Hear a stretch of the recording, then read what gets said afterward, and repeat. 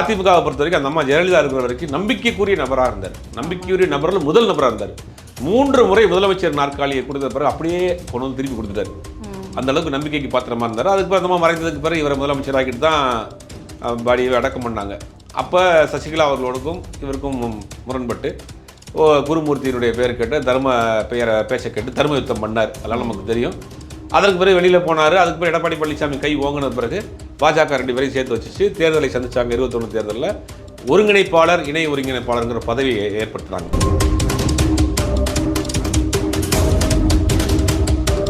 நான் ஒரு ஒருங்கிணைப்பாளர், அவர் ஒரு இணை ஒருங்கிணைப்பாளர் அப்படின்னு ரொம்ப பாசத்தில் தாய் பாசத்தில் 2 பேரும் ஆள் மாற்றி மாற்றி இருந்தாங்க. யார் கண்டுபட்டதோ தெரியல. அந்த பங்காளிகள் திருப்பி சண்டை வந்து பிரிஞ்சு போயிட்டாங்க. 2வது தர்ம யுத்தம் 2.0 செங்கோட்டையன் இவங்கெல்லாம் முரண்பட்டு தனியாக தாவேகாவுக்கு போகிற மாதிரி இருந்துச்சு. தாவேகாவுக்கு போக முடியாதுன்னு பாஜக தாவேகாவை கட் பண்ணி விட்டு எல்லாத்தையும் உள்ளே கொண்டுட்டாங்க. இவருடைய நிலைமை மட்டும் அங்கே ஒரு பெரிய சிக்கலாக இருக்குது. கடுமையாக விமர்சனம் பண்ணிட்டு இருந்த டிடி விதிநகரன் கூட அங்கே உள்ள அகாமடேட் பண்ணிக்கிட்டாங்க.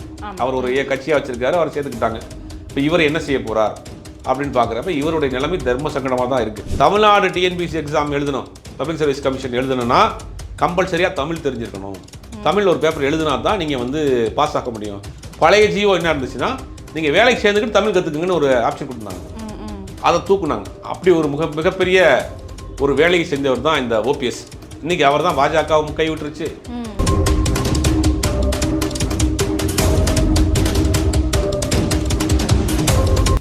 சசிகலா அம்மையார் அவர்கள் அவங்க நிலைமை என்ன ஆக போகுது? அவங்க அப்பப்போ சொல்றாங்க திமுக அழிக்கணும்னா நான் வந்தாதான் முடியும் அப்படின்ற மாதிரிலாம் ஸ்டேட்மெண்ட் எல்லாம் பேசிக்கிட்டு இருக்கீங்க. நான் ஒரு ஆள் இருக்குங்கிற மறந்துக்கிட்டே பேசிட்டு இருக்கீங்க. திமுக குளிர் விட்டு போச்சு. சசிகலா இருக்கிறங்கிறத நீங்க மறந்துட்டு விளையாண்டுக்கிட்டு இருக்கீங்க எல்லாரும்.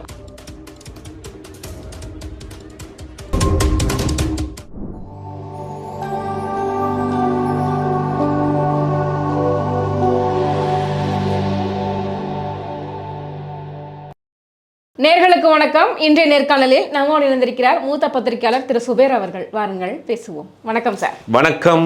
அரசியல் அரங்கில் பரபரப்பாக பேசப்பட்டவர், தர்ம யுத்தத்துக்கெல்லாம் சொந்தக்காரர் ஓபிஎஸ் அவர்கள் இன்னைக்கு தனித்து விடப்பட்டிருக்கிறத பார்த்தா மனசே தாங்கலை. என்னதான் நடக்குது? ஏன் அவர் தனித்து விடப்பட்டார்? அவருடைய அந்த பொறுமைக்கும் அவருடைய அமைதிக்கும் அவருடைய அடக்கத்திற்கும் இன்று தனியாக விடப்பட்டார் அப்படிங்கிறதான் பார்க்கணும்.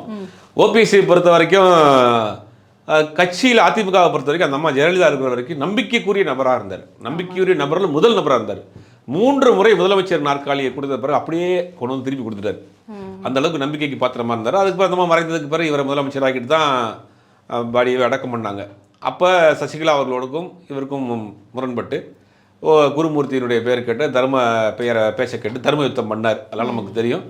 அதற்கு பிறகு வெளியில் போனார். அதுக்கு பிறகு எடப்பாடி பழனிசாமி கை ஓங்கின பிறகு பாஜக 2 பேரையும் சேர்த்து வச்சுச்சு தேர்தலை சந்திச்சாங்க. 21 தேர்தலில் ஒருங்கிணைப்பாளர் இணை ஒருங்கிணைப்பாளருங்கிற பதவியை ஏற்படுத்தினாங்க. பொதுச் செயலாளர் பதவி அந்த அம்மாவுக்கு தான். அந்த பதவிக்கு யாருமே இருக்க மாட்டாங்க. சேரல நாங்கள் யாரும் உட்காரவே மாட்டோம். நான் ஒரு ஒருங்கிணைப்பாளர், அவர் ஒரு இணை ஒருங்கிணைப்பாளர் அப்படின்னு ரொம்ப பாசத்தில் தாய் பாசத்தில் 2 பேரும் ஆள் மாற்றி மாற்றி இருந்தாங்க. யார் கண்டுபட்டதோ தெரியல. அந்த பங்காளிகள் திருப்பி சண்டை வந்து பிரிஞ்சு போயிட்டாங்க. 2வது தர்ம யுத்தம் 2.0 ஆரம்பிச்சு வெளியில் போயிட்டார். வெளியில் போன பிறகு அது கட்சி 2ஆக போச்சு. அப்புறம் 2024 நாடாளுமன்ற தேர்தலில் என்டிஏ ஆதரவோட ராமநாதபுரத்தில் நின்னார். பலாப்பழ சின்னத்தில் ஒரு 3 லட்சம் ஓட்டு வாங்கினார். இப்போ தேர்தல் வரப்போகுது. எப்படியாவது ஒரு வந்து உள்ளே போயிடணும், அதிமுக இந்தியா கூட்டணிக்குள்ளே வந்துடணும்னு முயற்சி பண்ணுறாரு. டெல்லிக்கு போனார், அமித்ஷாவை சந்தித்தார், நிர்மலா சீதாராமனை சந்தித்தார், பல பேரை சந்திச்சிட்டு இருக்காரு. அதிமுக விசுவாசிகளிலே மிக தீவிரமான விசுவாசியாக இருந்தவர் ஓபிஎஸ். பாஜகவில் அதிமுகவில் இருந்தாலும் கூட பாஜக தீவிர விசுவாசியாக இருந்தவர். அவருடைய பையன்லாம் மோடி அவர்களுடைய படத்தை பையில் வச்சிருப்பார். அதிமுக எம்பியாக இருந்தாலும் எங்களுடைய டாடி அவர் தாங்கிறத பையில் வச்சிருப்பார். அந்த அளவுக்கு அதிமுக பாஜக விசுவாசத்தில் ரொம்ப தீவிரமான விசுவாசி. அவர் தான் இன்னைக்கு அரசியலில் தனித்து விடப்பட்டிருக்கிறார் அப்படிங்கிறது பார்க்க வேண்டியதாக இருக்குது. தேர்தல் வரப்போது எப்படியாவது கூட்டணிக்குள்ள சேருவாங்க. இவர் எந்த கட்சி எந்த கூட்டணிக்கு போக போகிறாரு அப்படி இப்படின்னாங்க. ஆல்ரெடி டிடி விதிநகரன் ஓபிஎஸ் செங்கோட்டையன் இவங்கெல்லாம் முரண்பட்டு தனியாக தாவேகாவுக்கு போகிற மாதிரி இருந்துச்சு. தாவேகாவுக்கு போக முடியாதுன்னு பாஜக தாவேகாவை கட் பண்ணி விட்டு எல்லாத்தையும் உள்ளே கொண்டுட்டாங்க. இவருடைய நிலைமை மட்டும் அங்கே ஒரு பெரிய சிக்கலாக இருக்குது. கடுமையாக விமர்சனம் பண்ணிட்டு இருந்த டிடி விதிநகரன் கூட அங்கே உள்ள அகாமடேட் பண்ணிக்கிட்டாங்க. அவர் ஒரு கட்சியாக வச்சிருக்காரு, அவர் சேர்த்துக்கிட்டாங்க. இப்போ இவர் என்ன செய்ய போகிறார் அப்படின்னு பார்க்குறப்ப இவருடைய நிலைமை தர்ம சங்கடமாக தான் இருக்குது. தர்ம யுத்தம் பண்ணவருடைய வாழ்க்கை இன்னைக்கு தர்ம சங்கடமாக தான் இருக்குது. கூட இருந்தவங்க எல்லாமே போயிட்டாங்க, டிஎம்கே பக்கம் நான் போயிட்டே இருக்காரு, திரும்பி பார்த்தா ஆயங்கணும் எல்லா ஆளாளுக்கு ஒரு கட்சிகளை வச்சு இருந்தாங்க. அதீத பொறுமை இருக்கலாம் சார், இவ்வளவு அதீத ஒரு பொறுமை இருந்தா யாருக்குமே பொறுமைங்கிறத காட்டிலும் இவர் பாஜகவை நம்பி ஏமாந்துட்டார். பாஜகவை நம்பினால இவர் இன்னைக்கு இந்த இடத்துல நிற்கிறார். அன்னைக்கு சசிகலாவை தான் அவங்க உட்கார வைக்கிறாங்க. சசிகலாவினுடைய பேச்சை கேட்டு கொஞ்சம் அட்ஜஸ்ட் பண்ணியிருந்தாருன்னா 4 வருஷம் தமிழ்நாட்டினுடைய முதலமைச்சராக இருந்திருப்பார், அவருடைய இமேஜை வளர்த்துருக்கலாம். இவர் தர்மயுத்தம் அதிமுக பாஜக என்ன நடக்குதுன்னா கட்சி ஆட்சியை தன்னுடைய கண்ட்ரோல் எடுக்கும்னு நினைக்கிறாங்க. தமிழ்நாட்டினுடைய அரசு தேர்தலில் நிற்காமல், போட்டி போடாமல், செலவு பண்ணாமல், ஓட்டு கேட்காம, மக்களை சந்திக்காமல் ஒரு அரசாங்கம் அப்படி மொத்தமாக கையில் வருது. பாஜக பார்க்குது, ரைட், ஓகே, இதில் எந்த அடிமைகள் சிறந்த அடிமை, அவனை தூக்கு அப்படின்னா இந்த அடிமையை விட அந்த அடிமை சிறந்த அடிமையாக இருக்குது, இந்த பொம்மையை தூக்கி அந்த பொம்மையை உட்கார வச்சுன்னு முழுவதுமாக எடுத்துகிட்டு 4 வருஷமாக அந்த ஆட்சியை அவங்க தான் ரன் பண்ணி கொண்டு போகிறாங்க. பாஜக ஆட்சி தான் எடப்பாடி பழனிசாமி நடத்திய அந்த 4 ஆண்டு கால ஆட்சி பாஜக ஆட்சி, அதை மாற்றம் கருத்தே கிடையாது. பாஜக தான் பின்னாடி இருந்து ஆட்சியை ரன் பண்ணுச்சு. ஏன்னா 1000 சிக்கலுக்கு மத்தியில் அந்த ஆட்சியை கொண்டு போனது 18 பேருடைய வழக்குகளுக்கு நிறையா தெரியும். எல்லா பிரச்சனையும் காப்பாற்றி அந்த ஆட்சியை கொண்டு போனது வந்து பாஜக தான். அதிமுக ஆட்சியை கொண்டு போனோம், அவருடைய காரியத்தை நிறைவேற்றிக்கிட்டாங்க.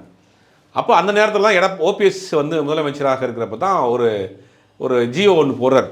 என்ன ஜியோன்னா டிஎன்பிஎஸ்சி, தமிழ்நாடு பப்ளிக் சர்வீஸ் கமிஷனில் வெளி மாநிலத்தவர்களும் தேர்வு எழுதலாம். இப்போ நீங்கள் ஆந்திராவில் இருக்கிறவரோ, மகாராஷ்டிராவில் இருக்கிறவரோ, பீகாரில் இருக்கிறவரோ, ஒரிசாவில் இருக்கிறவரோ, தமிழ்நாடு அரசு வேலையில், தமிழ்நாடு அரசு வேலைக்கு இவர்களும் பரீட்சை எழுதலாம் அப்படின்னு ஒரு இதை போடுறாரு. அதில் சில பேர் பரீட்சை எழுதி அப்பாயின்மெண்ட்டும் வாங்கியிருக்காங்க. இப்போ அதில் தமிழ் லாங்குவேஜில் இருக்குமே, அதுக்கு தானே மார்க் உண்டு. அதான் சொல்கிறேன், அதெல்லாம் தூக்கிட்டாங்க. தூக்கி எந்த மொழியில் வேணாலும் நீங்கள் தமிழ்நாட்டுக்கு எக்ஸாம் பண்ணி தமிழ்நாட்டு அரசு ஊழியர் ஆகலாம்னு ஒரு சட்டத்தை போட்டார் ஓபிஎஸ். அதை வந்து பாஜக சொல்லிட்டு தான் பண்ணுறாரு. ஓபிஎஸ் இந்த காலத்தில்.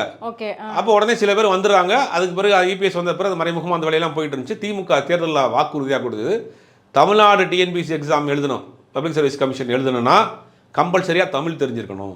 தமிழ் ஒரு பேப்பர் எழுதுனா தான் நீங்கள் வந்து பாஸ் ஆக முடியும். பழைய ஜியோ என்ன இருந்துச்சுன்னா நீங்கள் வேலைக்கு சேர்ந்துக்கிட்டு தமிழ் கற்றுக்குங்கன்னு ஒரு ஆப்ஷன் கொடுத்தாங்க, அதை தூக்குனாங்க. அப்படி ஒரு மிகப்பெரிய ஒரு வேலையை செஞ்சவர் தான் இந்த ஓபிஎஸ். இன்னைக்கு அவர் தான் பாஜகவும் கைவிட்டுருச்சு, அதிமுகவும் கைவிட்டுருச்சு, இந்த பக்கம் இன்னைக்கு தனியாக நிற்கிறார். அப்போ யார் கூட போக போகிறாரு? இவங்க கூட இருந்த மனோஜ் பாண்டியனாக இருக்கட்டும், இந்த பக்கம் வைத்தியலிங்கம், அவங்க திமுக போய் சேர்ந்தாங்க. மற்ற யாருமே இப்போ இல்லை. இப்போ என்ன செய்ய போகிறாரு அப்படின்னா, இன்னைக்கு காலையில் தேனியில் அவருடைய ஆதரவாளர் கூட ஆலோசனை நடத்துறாரு. அந்த ஆலோசனையில் உங்களுடைய கருத்துக்களை எழுதி அனுப்புங்க, லெட்டரா கொடுங்கன்னு கேட்குறாரு. ஏற்கனவே மாவட்ட செயலர் கூட்டம் நினச்சி அதிலையும் அதான் கேட்டார். அப்போ அவங்க பெரும்பாலானவர்கள் நீங்கள் என்ன முடிவு எடுக்கிறீங்களா, நாங்கள் கேட்குறோம், உங்களை ஃபாலோ பண்ணி தான் வந்திருக்கோன்ற மாதிரி சொல்லிட்டாங்க. அப்புறம் இன்றைக்கி காலையிலேருந்தே நினையார் நாயகேந்திரன் போன்றவர்கள்லாம் இன்றைக்கி என்டிஏ கூட்டணிக்கு வந்துடுவார் ஓபிஎஸ் அப்படின்னு சொல்லிட்டு இருக்கப்போ வந்தார். ஆலோசனை கூட்டத்தை முடிச்சுட்டு வந்து பத்திரிகையாளரை சந்திக்கிறார். பத்திரிகையாளர் சந்திச்சோன்னே சொல்கிறாரு, என்னை வந்து டிடிவி தினகரன் வந்து அதிமுகவில் சேர்க்குறாரு, தேர் சொல்கிறாரு, என்டிஏ கூட்டணிக்கு வர சொல்கிறாரு, அண்ணன் எடப்பாடி பழனிசாமிகிட்ட வந்து இதை வந்து பேசுங்க, எடப்பாடி பழனிசாமி வந்து ஓகேனாருன்னா அதிமுகவுக்கு சேர்றேன், நான் வரமாட்டேன், நான் சொல்கிறேன், நான் தயாராக தானே இருக்கிறேன், அவங்க தான் சேர்க்க மாட்டேங்கிறாங்க அப்படிங்கிற ஒரு கருத்தை சொல்கிறார். அது பேசி கொஞ்ச நேரத்தில் இபிஎஸோடைய ப்ரெஸ் மீட், அவர் சேலத்தில், அவர் என்னுடைய வெயிட்டு நான் கட்டுறேன் பார் சேலத்தில் அப்படின்னு அவர் ப்ரெஸ் மீட்டு, பொதுக்குழு கூடி நாங்கள் முடிவு எடுத்துட்டோம், பொதுக்குழு செயற்குழு கூடி நாங்கள் முடிவு எடுத்துட்டோம், ஓபிஎஸ்ஸை நாங்கள் வந்து கட்சியில் சேர்க்கவே மாட்டோம் அப்படின்னு ஒரு சிக்னேச்சரை போட்டார் அவர். அப்படின்னு அங்கேயும் முடிஞ்சு போச்சு கதை. அப்போ இன்னைக்கு ஓபிஎஸ்ஸோடைய நிலைமை என்னது? இன்னைக்கு தனித்து விடப்பட்டார். இப்போ தாவேகா கூட போனால் அங்கேருந்து டெல்லி ஏஜென்ட் என்ன சொல்கிறாங்க, தாவேகாவில் அவரை சேர்க்காதீங்கன்றாங்க. இங்கே என்ன சொல்கிறாருன்னா, நான் சேர்க்க மாட்டேங்கிறாரு. டிடிவி நெசனர் வாங்கன்னு கூப்பிட்டவருக்கு ஒரு ஆஃபர் வைக்கிறேன், நீ உங்கள் பங்காளிகிட்ட சொல்லி நீ சேர்த்து விடு உள்ளன்றாப்புல. அவர் என்ன சார் இபிஎஸ் அவர் மட்டும் சேர்க்க முடியாதுங்க, அவர் கேஸ் போட்டு வச்சிருக்கிறாரு. இப்போ நான் 4 வருஷம் கட்சி காப்பாற்றி தேர்த்தி வச்சிருக்கிறேன், உள்ளே விட்டாருன்னா அவர் எனக்கு பங்கு கேட்பாருங்க, அவர் நான் கொடுக்க முடியுமா, அதனால் நான் சேர்க்க முடியாதுங்க அப்படின்னு அவர் அந்த பக்கம் சொல்லிட்டார். ஆக மொத்தம் இப்போ எங்கே போகிறதுன்னு தெரியாமல் நிற்கிறாரு. இதில் குடும்பத்துக்குள்ளேயும் ஒரு சிக்கல் ஓடிக்கிட்டு இருக்கு அவருக்கு, ஓபிஎஸ்க்கு. ஒரு பையன் என்டிஏ பாஜக கூட்டணிக்கு போகணுங்கிறாரு, ஒரு பையன் திமுக கூட்டணிக்கு போகணுங்கிறாரு, இவர் டிவிகே கூட போகணுங்கிறாரு. ஆனால் டிவிகே கூட போகணும்னு சொன்னால் கூட கடைசி முயற்சியாக அதிமுக எப்படியா சேர்த்துருவாங்க, திருப்பி ரெட்டலையே நின்றுடலாம் மோடி தொகுதியில் நினைக்கிறாரு. இபிஎஸ் சொன்னார், எந்த காலத்திலையும் நாங்கள் நடக்க மாட்டோம், திருப்பி கேட்காதீங்கன்ட்டு. பொதுக்குழு செயற்குழு நாங்கள் பேசி முடிச்சிட்டோம், திருப்பி கேட்காதீங்க, அவரை நாங்கள் சேர்க்க மாட்டோம் அப்படின்ட்டார். ஆக மொத்தம் இவர் என்ன முடிவு எடுக்க போறார் அப்படின்ட்டு எங்கே இருக்கிறார் அப்படின்னா, இப்போ வந்து முட்டுச்சந்தில் நிற்க வைத்து விட்டார். பாஜகவை நம்பி போய் இன்னைக்கு முட்டுச்சந்தில் நிற்கிறார். ஓபிஎஸ் ஐயா அவர்கள். இதில் நடுவில் கூட சில பேர் சொன்னாங்க அவர் வந்து அரசியலிட்டே போக போகிறார், அரசியல் வாழ்க்கையிலேருந்தே ஒதுங்க போகிறார் அப்படின்றலாம் பேச்செல்லாம் வந்துச்சு. இது எந்த அளவுக்கு உண்மை சார்? இப்போ போகிற நிலைமையை பார்த்தா தாவேக்காவுக்கு போகிற மாதிரி இருந்ததுன்னா தாவேக்காவில் போனால் தலைவர் உங்கள் விஜய், பொதுச் செயலாளர் புஷி ஆனந்த், அப்புறம் தேர்தல் மேலாண்மை குழு தலைவர் எல்லாம் போட்டு 4வது இடத்துல ஓபிஎஸ் நிற்பார். ஒரு தமிழ்நாட்டின் 3 முறை முதலமைச்சராக இருந்தவரை கொண்டு போய் புஷி ஆனந்துக்கு அடுத்து போட்டின்னு என்ன பண்ண முடியும்? அவரை செங்கோட்டைனா செங்கோ இட்டைன்னாங்க, செங்கோ இட்டைன்னாங்க. பன்னீர்செல்வத்தை இருத விட்டுருவாங்க, பன்னீர்செல்வத்தை இருத விட்டுருவாங்க, இருன்னு இருத விட்டுருவாங்க. அங்கே போனாலும் அவருடைய அனுபவம் அவருடைய இதெல்லாம் அவங்களுக்கு தெரியாது. அப்போ அங்கே போனாலும் விசில் அடிக்க சொல்லுவாங்க, வந்து விசில கொடுத்து முதல்ல அடிங்க அப்படிம்பாங்க. எங்கே சரிங்க தாவேக்காலையா, முதல்ல விசிலுக்கு தெரியுமா உனக்கு அப்படின்னு கேட்பாங்க. வைப் பண்ண தெரியுமா, வைப் பண்ண தெரியுமா ப்ரோ, ப்ரோ வைப் பண்ண தெரியுமா ப்ரோ அப்படின்னு ஓபிஎஸ் கேட்டால் என்ன செய்வாங்க, எனக்கு வைப் பண்ண தெரியாது, எங்கள் அம்மா தாங்க எனக்கு தெரியும் அப்படின்பாரு. ஆனால் அங்கே போகிறதும் அவருக்கு சிக்கல். இங்கே எடப்பாடி பழனிசாமி சேர்க்கவே மாட்டேன்ட்டார். இப்போ என்ன செய்ய போகிறார் அப்படிங்கிறது தெரியல. பாஜகவை நம்பி போனதுனால இவருக்கு வந்து நிலைமை இன்னைக்கு இங்கே நிற்கிறாரு, ப்ரெஸ் மீட் கொடுத்துருக்கிறாரு. ஒரு 3 முறை முதலமைச்சராக இருந்தவர், முன்னாள் ஒரு மூத்த அரசியல்வாதி, ரொம்ப சாஃப்டான, அவர் மேல் பெருசாக ஊழல் வழக்குகளெல்லாம் பெருசாக கூட இல்லை. அப்படிப்பட்ட ஒரு மேலே வந்து இன்னைக்கு இந்த நிலைமையில் நிற்கும் போது உண்மையிலேயே பரிதாபமான விஷயமாக தான் இருக்குது. தாவேக்கா கூட போக முடியல, ஓபிஎஸும் இபிஎஸும் சேர்க்க மாட்டேங்கிறாரு. திமுக அவருக்கான ஒரு நல்ல ஆப்ஷனாக இருக்கணும். ஏன்னா திமுகவில் பல அதிமுக நிர்வாகிகள் இன்றைக்கி அமைச்சராகவே இருக்கிறாங்க, பல பேர், பாதி பேர் அதிமுக அமைச்சர்கள் தான். போனால் ஒரு நல்ல ஒரு டீசெண்டாக வச்சுக்கிடுவாங்க. ஆனால் அவருக்கு திமுக எதிர்த்தா இது வரைக்கும் அரசியலே பண்ணிருக்கு, அரசியல் வாழ்க்கையை திமுக எதிர்த்து தொடங்குறாரு. நடுவில் சபரேஷன்லாம் போய் பார்த்துட்டு வந்தாரு. இல்லை, முதலமைச்சர் 2-3 முறை பார்த்தாரு, அதுக்குண்டான பேச்சுவார்த்தையெல்லாம் கூட பண்ணதாக சொல்கிறாங்க. ஆனாலும் கூட அவருக்கு என்னென்னா திமுகவை எதிர்த்து அரசியல் பண்ணிட்டோம் இது வரைக்கும், திரும்பி போகிறதா என்ன கேட்குறாரு. முதலமைச்சர் என்ன சொல்கிறாரு, தாய்க்கிழக்கு தானே வர்றீங்க, இதில் நாங்கள் பிரச்சனை வாங்கன்னு எல்லாரையும் கூப்பிட்றாரு. ஆனால் இவர் என்ன முடிவு எடுக்க போகிறார் அப்படிங்கிறது தெரியல. வரக்கூடிய தகவல்னா அவர் தாவேக்கா மேலே தான் ஒரு சைடாகவே இருக்கிறாரு, அந்த பக்கம் திரும்பலை, இவர் மட்டும்தான் நோக்கி கொண்டே இருக்கிறார் அப்படிங்கிற மாதிரி சொல்கிறாங்க. இப்போ வரைக்கும் பேசிகிட்டு இருக்க நேரம் வரைக்கும் எந்த முடிவும் எடுக்க முடியாமல் குழப்பத்தில் தடுமாறிட்டு இருக்கார் ஓபிஎஸ்ங்கிறத நிலைமையா இருக்கு. இவர் கூட இந்த பண்ருட்டி ராமச்சந்திரன் கூட எம்ஜிஆர் அதிமுக ஒரு கட்சியை ஆரம்பிச்சிருக்காருல்ல, அது கேள்விப்பட்டீங்களா? கேள்விப்பட்ட ஒரு செய்தியா போச்சு, அது எந்த அளவுக்கு மூவ் ஆகுங்கிறது தெரியல. அவருக்கு ரொம்ப வயசாகி போச்சு, அவருக்கு ஒரு 70 வயசுக்கு மேலே ஆயிடுச்சு. பல மாதிரி ஆக்டிவாக இருப்பாரா, ஒரு கட்சி ஆரம்பிச்சு நிர்வாகிகள் போட்டு ஒரு 3 மாதத்துக்குள் தேர்தலை சந்திக்க போறாரா, இல்லை அவரே ஏதாவது தொகுதியில் நிற்கிறதுக்காக அந்த கட்சி ஆரம்பிச்சாரா அப்படிங்கிறது தெரியல. அது ஒன்றும் அதிகாரப்பூர்வமாக இல்லை, அப்படி ஒரு செய்தி போயிட்டு இருக்கு. ஒருவேளை ஓபிஎஸ் அணிலையும் அவர் இல்லை, இப்போ தனிச்சு போயிட்டார். ஓபிஎஸ் அணி கூட ரொம்ப நெருக்கமாக இருந்தவர், அவரும் போயிட்டார். இப்போ 2வது தர்ம யுத்தம் நடத்துனதுக்கு காரணமே மனோஜ் பாண்டியனும் வைத்தியலிங்கம் தான். பார்த்தீங்களாங்க, அவங்க 2 பேரும் நடுவில் எழுதி விட்டு ஓடிவிட்டாங்கிற மாதிரி அவர் ஒரு குற்றச்சாட்டை வச்சிருக்கிறாரு. இது ஏன் ஒரு இந்த நேரத்தில் சொல்கிறாருன்னு தெரியல. அப்போ ஒரு தலைமை பண்பு அங்கே இழந்துரும்ல, கூட இருக்கிறவங்க சொல்லி நீங்கள் கேட்குற அளவுக்கு இருந்தீங்க அப்படிங்கிறதான் ஒரு தலைவருக்கான கெப்பாசிட்டிங்கிறது. டிசைடிங் அத்தாரிட்டியாக இருக்கணும். இப்போ அவங்க சொல்கிறத கேட்டு நான் நின்றுட்டேங்க, ஏற்கனவே குருமதி சொல்கிறத கேட்டாங்க, தர்மபுரத்தை நடத்தினேன், தர்மபுரத்தை 1 நடத்தினேன். இப்போ மனோஜ் பாண்டியனும் வைத்தியலிங்கம் சொல்லிட்டாங்க, தர்மபுரத்தை 2 நடத்தினேன். அப்போ நீங்கள் எதுவுமே செய்ய மாட்டீங்களான்னு அதான் கேட்டானே நீங்கள். அப்போ இதுவே அவர் பேசியிருக்க வேண்டாம், ஏதோ ஒரு குழப்பத்தில் பாவம் இருக்கிறார் அவர். கண்டிப்பாக இது எல்லாமே பேசிகிட்டு இருக்கோம். ஒருத்தங்க சைலண்ட்டாக இருக்காங்களே சசிகலா அம்மையார் அவர்கள், அவங்க நிலைமை என்ன ஆக போகுது? அவங்க அப்பப்போ சொல்கிறாங்க திமுக அழிக்கணும்னா நான் வந்தால் தான் முடியும் அப்படின்ற மாதிரிலாம் ஸ்டேட்மெண்ட் எல்லாம் பேசிக்கிட்டு இருக்கீங்க. நான் ஒரு ஆள் இருக்கேங்கிற மறந்துக்கிட்டே பேசிகிட்டு இருக்கீங்க. திமுக குளிர்விட்டு போச்சு, சசிகலா இருக்கிறங்கிறத நீங்கள் மறந்துட்டு விளையாண்டுக்கிட்டு இருக்கீங்க எல்லாரும் அப்படின்ற மாதிரி. இருங்கடா களத்துக்கு வர்றேன் அப்படின்ட்டு இருக்கிறாங்க. பாவம் அவங்களும் வயசாகி போச்சு, வயோதிகம் இருக்குது. அதனால் அவங்களும் என்ன முடிவு எடுக்க போகிறாங்கன்னு தெரியல. அதே அவங்க தேர்தல் அரசியல் பண்ண மாட்டாங்க, ஒரு இயக்க அரசியல் மாதிரி தான் பண்ணுவாங்க தவிர நேரடியான தேர்தல் அரசியல் பண்ண மாட்டாங்க. இது வரைக்கும் ஆக்டிவாக இல்லை அப்படிங்கும்போது அவங்களும் இந்த மாதிரி நிலையில் தான் இருப்பாங்க. தேனியிலையுமே சரி, பெரிய குளத்துலையுமே சரி, ஓபிஎஸ் அவர்கள் வந்துட்டு தன்னுடைய சொந்த இன மக்களுக்காகவே எதுவுமே செய்யலை, தன்னுடைய கிணத்துல தண்ணி கூட எடுக்க விட மாட்டேன்ட்டார், அந்த மாதிரிலாம் நிறைய புகார்கள் வந்தது. ஒருவேளை தொகுதி மக்களை வந்துட்டு ஓரளவு கைக்குள்ளே வச்சிருந்தாங்க அப்படின்னு. அதாவது பெரியகுளம் தொகுதி வந்து முதல்ல புது தொகுதியாக இருந்துச்சு, அதுக்கு பிறகு தனித்தொகுதியாக மாறிடுச்சு. தனித்தொகுதியாக மாறின பிறகு தான் இவர் போடி தொகுதிக்கு ஷிஃப்ட் ஆகுறாரு. போடி தொகுதிக்கு ஷிஃப்ட் ஆனோடனே அப்போ வந்து துணை முதலமைச்சராக இருந்தார், வீட்டு வசதி வாரியத்துறை அமைச்சராக இருந்தார். இப்போ 2வது முறையாக போடியில் நிற்கிறார், 2வது முறை எம்எல்ஏவாக இருக்கிறாரு. பெருசாக செய்யலை அப்படின்னா ஒரு சிலது செஞ்சுருக்கிறாரு, ஒரு சிலது செய்யலை. அவர் ஆட்சி காலத்தில் சில கல்லூரிகள் கொண்டு வந்தார். அவர் ஆட்சியில் இருக்கிறப்ப தேனி மாவட்டத்துக்கு ஒரு சட்டக்கல்லூரின்னு நினைக்கிறேன், சட்டக்கல்லூரி கொண்டு வந்தார். ஒரு இன்ஜினியரிங் காலேஜும் கொண்டு வந்திருக்கிறார். ஒரு சில விஷயங்கள் பண்ணியிருக்காரு. சுத்தமாக ஒன்றுமே பண்ணலைன்னு சொல்ல முடியாது, பண்ணியிருக்காரு. ஓபிஎஸ்ஐ ஏற்பதற்கு ஏன் இவர் எடப்பாடி பழனிசாமி அவர்கள் இவ்வளவு தயக்கம் காட்டுறாரு? என்ன காரணம் சார்? இல்லை, கட்சியை வந்து 4 வருஷமாக அவர் தான் தன்னுடைய கட்டுப்பாட்டில் வச்சிருக்காரு. அதாவது கட்சியில் பொதுச் செயலாளரை தேர்ந்தெடுக்கிறதுக்கு சில புரோட்டோக்கால் எம்ஜிஆரை உருவாக்கி வச்சிருக்காரு. தொண்டர்கள் சேர்ந்து தான் பொதுச் செயலாளர் தேர்ந்தெடுக்கணும். அந்த விதியவே ஒரு மாற்றி செயற்குழு உறுப்பினர்கள் சேர்ந்து பொதுச் செயலாளர் தேர்ந்தெடுக்கலாம் அப்படின்னு அவர் கொண்டு வந்துட்டார். அப்போ இவ்வளவு பிரச்சனைகள், 12 பேருடைய எம்எல்ஏ பிரச்சனை, பொதுச் செயலாளர்கள் தேர்ந்தெடுத்து பொதுக்குழு உறுப்பினர்கள் தேர்ந்தெடுத்து பொதுச் செயலாளர் தேர்ந்தெடுக்கிறது எல்லாம் கொண்டு வந்து கடைசியில் தன்னுடைய கட்சியை தன்னுடைய கட்டுப்பாட்டில் எடுத்துட்டார். இப்போ ஆட்சி இருக்கோ இல்லையோ அந்த கட்சி தன்னுடைய கட்டுப்பாட்டில் இருக்கு. இப்போ இவ்வளோ நாள் அந்த கட்சிக்காக இன்வெஸ்ட் பண்ணியிருக்காருல, நிர்வாகிகளை வெளியே போகக்கூடாமல் பண்ணியிருக்கிறாரு, கட்சியை வந்து கட்டுக்கோப்பாக வச்சிருக்கிறாரு. இப்போ செங்கோட்டையன் வெளியில் போனார், ஒரு மாவட்ட செயலாளர் அவர் கூட போலையே.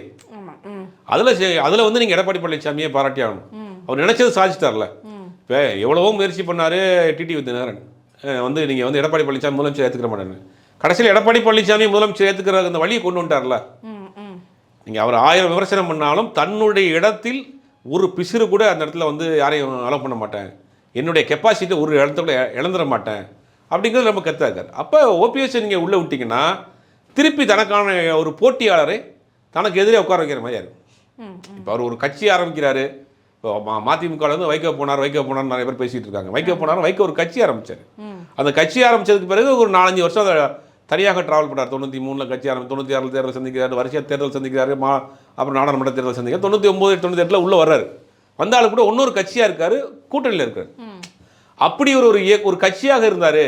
இப்போ அதிமுக ஓபிஎஸ்ன்னு ஒரு கட்சி வச்சிருக்காரு, அப்படி ஜெயலலிதா அதிமுகன்னு வச்சிருக்காரு, ஏதாவது ஒரு கட்சியாக வச்சிருக்காரு, ஜேஏடிஎம்கேன்னு வச்சிருக்காரு. அப்படின்னா கூட இவர் அடாப்ட் பண்ணிக்கிறதுக்கு ஒரு பெரிய விஷயம் கிடையாது. ஒரு 4 சீட் கொடுப்போம் அப்படின்ற மாதிரி போயிடுவார். இவர் கட்சிக்குள்ளே நேரடியாக சேர்க்கின்றார். சமகாலத்தில் ஒரே போட்டியாளராக இருந்தவங்க, ஒரே கேட்டகரியில் இருந்தவங்க. இவர் முதலமைச்சர் இருந்தால் அவர் இவரோட 3 முறை முதலமைச்சராக இருந்தார். அவர் போட்டியாளராக உள்ள வர்றப்போ அங்கே தனக்கான இடத்துக்கான ஒரு சிக்கல் வரும்ல. அது இல்லாமல் கேஸ் வேற போட்டு வச்சிருக்காரு. அவருடைய பேரே வந்து அதிமுக உரிமை மீட்பு குழு தான். அப்படிங்கும் போது அதை எப்படி உள்ள சேர்ப்பாரு? அப்போ அதில் வேண்டாங்கிறதுல சமரசமே இல்லாமல் இருக்கிறார். இப்போ இனிமேல் அவருடைய எதிர்காலம் என்னவாக போகுதுன்றது தேர்தலுக்கு பிறகுதான் வந்து தெரிய போகுது அப்படின்றது தெளிவாகுது. எங்கள் கேள்விகளுக்கு ரொம்ப சிறப்பான பதில் சொன்னீங்க. ரொம்ப நன்றி.